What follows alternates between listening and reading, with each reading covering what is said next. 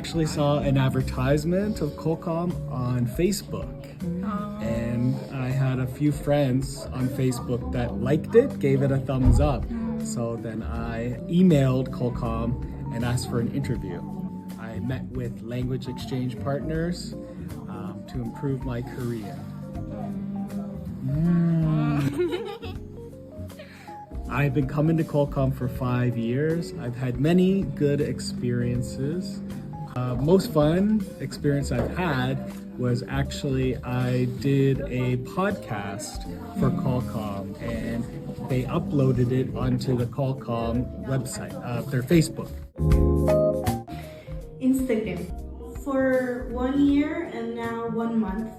Yeah, then we had so many events, but one that the most stuck with me was when all of my group, we went to Jeonju together. We had a 1 night, 2 day trip and it was so much fun. We had delicious food and we played a lot of fun games.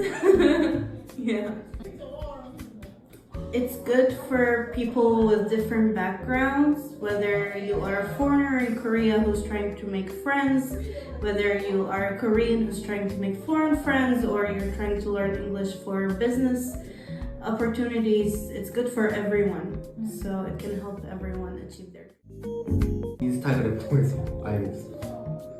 그냥 매일 쉬답지 않은 얘기들을 영어로 아니면 일본어로 할 수 있다는 것들이 진짜 일상생활 그 나라에서 쓰는 일상생활 언어들을 배우는 느낌이라 그게 되게 재밌고 인상 깊은 경험도 남는 것 같아요.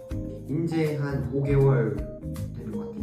뭐 사람들과 영어 실력에 대한 조금 자신감.